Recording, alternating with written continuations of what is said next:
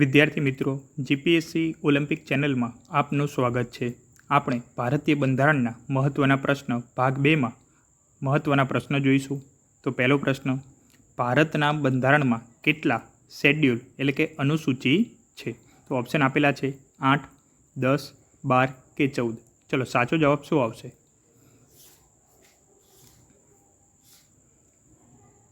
ચલો સાચો જવાબ આવશે ઓપ્શન નંબર સી 12. તો આપણે કહી શકાય કે ભારતીય બંધારણમાં 12 અનુસૂચિ આપેલી છે.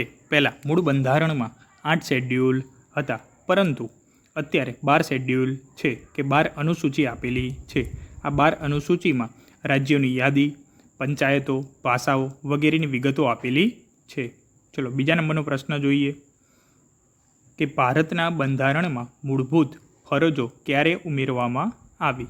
તો ઓપ્શન આપેલા છે 1950, 1976, 1980 અને 2002. ચલો સાચો જવાબ શું આવશે? જો અહીંયા લખેલું જ છે કે મૂળભૂત ફરજો ક્યારે ઉમેરવામાં આવી, એનો મતલબ કે મૂળભૂત ફરજો મૂળ બંધારણમાં હતી નહીં. તો આ યાદ રાખી લેવાનું કે મૂળ બંધારણમાં મૂળભૂત ફરજો હતી નહીં, પરંતુ સોવિયત યુનિયન સંઘ એટલે કે રશિયામાંથી આપણે મૂળભૂત ફરજો લીધેલી છે અને મિની બંધારણ તરીકે ઓળખાતા 42માં સુધારા 1976, ઓપ્શન નંબર બી. બરાબર કે 42મો જે સુધારો કર્યો 1976માં આપણે અનુચ્છેદ 51A હેઠળ ઉમેરવામાં આવેલી છે.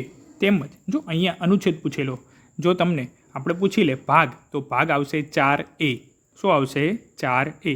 4 નંબરનો ભાગ છે રાજ્ય નીતિના માર્ગદર્શક સિદ્ધાંતો અને 4A છે એ મૂળભૂત ફરજો આપેલી છે. ચલો ત્રીજો પ્રશ્ન જોઈએ. ભારતના બંધારણની પ્રસ્તાવના કઈ ભાષાથી કે કઈ ભાષામાંથી પ્રેરિત છે? તો ઓપ્શન આપેલા છે ફ્રાન્સના બંધારણ, અમેરિકાના બંધારણ, આયર્લેન્ડના બંધારણ કે કેનેડાના બંધારણ. ચલો સાચો જવાબ શું આવશે? તો સાચો જવાબ આવશે ઓપ્શન નંબર બી, અમેરિકાના બંધારણમાં.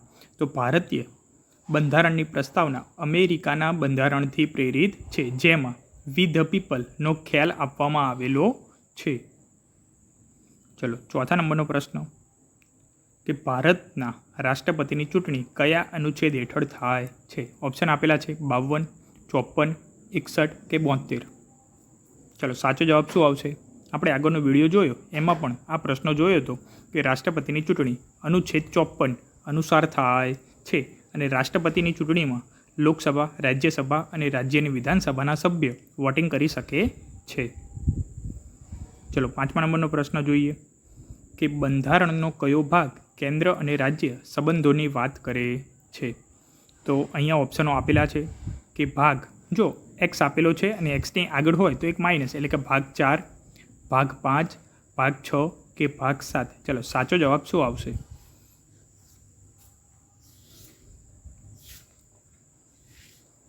તો સાચો જવાબ આપણે એટલે ટોટલ 10 જે ભાગ છે, એટલે કે પહેલાં 9 આપેલો છે, પછી 10 છે, પછી 11 છે અને પછી 12 છે. એક્સ એટલે 10 થાય અને વી એટલે 5 થાય. બરાબર. તો 11મા ભાગમાં આપેલું છે એટલે 11મો ભાગ એટલે ઓપ્શન નંબર સી.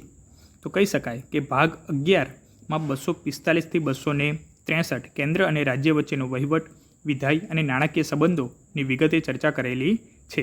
બરાબર. તો 11મો અનુચ્છેદ, 11મો જે ભાગ છે એ કેન્દ્ર રાજ્ય સંબંધોની વાત કરે છે, એટલું યાદ રાખજો. ચલો છઠ્ઠા નંબરનો પ્રશ્ન જોઈએ. ભારતના બંધારણમાં કટોકટીની જોગવાઈ કયા અનુચ્છેદ હેઠળ છે? તો કટોકટી આપણે કહી શકાય તો ઓપ્શન આપેલા છે 352, 356, 360 કે બધા જ. ચલો સાચો જવાબ શું આવશે? તો આપણે કહી શકાય કે ઉપરના 3 અનુચ્છેદ છે એ બધા જ કટોકટીના છે, પણ અલગ અલગ કટોકટી છે. યાદ રાખજો, પરીક્ષામાં પૂછાયેલા પ્રશ્ન છે કે અનુચ્છેદ 352 અથવા આર્ટિકલ 352 એ રાષ્ટ્રીય કટોકટી કે કોઈ પણ બાજુના દેશના કે પાડોશી દેશના આક્રમણ સમયે રાષ્ટ્રીય કટોકટી લગાવવામાં આવે છે. અત્યારે આપણે ધારો કે ભારત પાકિસ્તાનનું યુદ્ધ થયું હતું તો કોઈ પણ સરકાર કોઈ પણ પ્રદેશ અથવા આખા દેશમાં રાષ્ટ્રીય કટોકટી લગાવી શકે છે. 356 રાજ્યમાં રાષ્ટ્રપતિ શાસન એટલે કે કોઈ પણ પક્ષ સરકાર રચવા માટે તૈયાર હશે નહીં. એટલે કે એટલું સંખ્યાબળ પોતાનું હશે નહીં ત્યારે રાજ્યમાં રાષ્ટ્રપતિ શાસન આવે છે. તો એ 356 પ્રમાણે આવે છે. અને 360 કે આર્થિક પરિસ્થિતિ કે નાણાકીય પરિસ્થિતિમાં આપણે કહી શકાય કે સારી ના હોય ત્યારે દેશમાં આ પરિસ્થિતિમાં નાણાકીય કટોકટી લગાવવામાં આવે છે. ભારતમાં એક પણ વાર નાણાકીય કટોકટી લાગી છે ને. તો 352 રાષ્ટ્રીય કટોકટી, 356 બંધારણીય કટોકટી અથવા રાષ્ટ્રપતિ શાસન રાજ્યમાં, એ પણ યાદ રાખવાનું.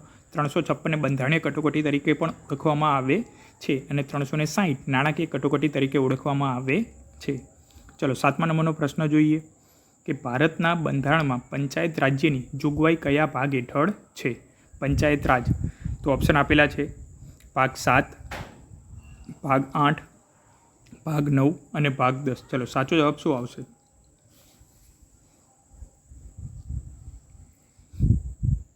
તો સાચો જવાબ આવશે ભાગ 9 કે ભાગ 9માં અનુચ્છેદ 243 થી 243 પંચાયતી રાજ્યની વ્યવસ્થા અને તેનું કામગીરીનું વર્ણન કરેલું છે અને 73મો બંધારણીય સુધારો 1992 દ્વારા ઉમેરવામાં આવેલું છે.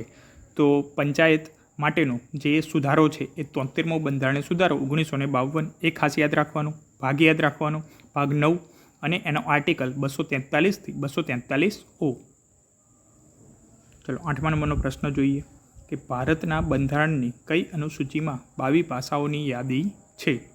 5મી અનુસૂચિ, 7મી અનુસૂચિ, 8મી અનુસૂચિ કે 9મી અનુસૂચિ? ચલો સાચો જવાબ શું આવશે? આપણે આગળ જ જોયું કે ટોટલ 12 અનુસૂચિ આપેલી છે. તો કઈ અનુસૂચિમાં 22 પાસાઓની યાદી આપેલી છે?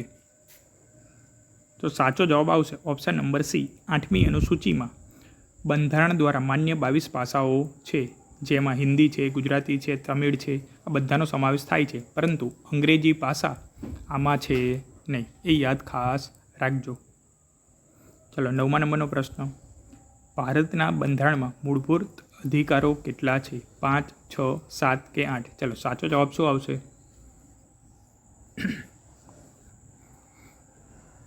આ પ્રશ્ન આપણે અગાઉના વિડીયોમાં પણ જોયેલો કે મૂળભૂત અધિકારો અત્યારે હાલમાં 6 છે, પરંતુ જ્યારે બંધારણ બન્યું ત્યારે 7 હતા.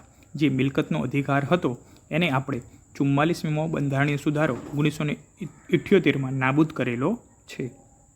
ચલો 10મા નંબરનો પ્રશ્ન, ભારતના બંધારણની 7મી અનુસૂચિ શું દર્શાવે છે? તો ઓપ્શન આપેલા છે રાજ્યોની યાદી, બીજું કેન્દ્ર અને રાજ્યના વિધાયી અધિકાર, ત્રીજું પાસાઓની યાદી અને પંચાયતી રાજ. તો 7મી અનુસૂચિ શેના વિશે આપેલી છે? ચલો સાચો જવાબ શું આવશે? તો સાચો જવાબ આવશે કેન્દ્ર અને રાજ્યના વિધાયી અધિકાર. એટલે કે આમાં વહેંચણી આપેલી છે કેન્દ્રને કેટલા વિષયો, રાજ્યને કેટલા વિષયો, તેમજ બંનેને જે લાગુ પડતા વિષયને સમવર્તી સૂચિમાં સમાવેશ કરવામાં આવેલો છે. તો વિદ્યાર્થી મિત્રો, આવા જ બીજા પ્રશ્ન સાથે ફરીથી મળીશું. ત્યાં સુધી આ ચેનલને લાઇક કરો, શેર કરો, સબસ્ક્રાઈબ કરો.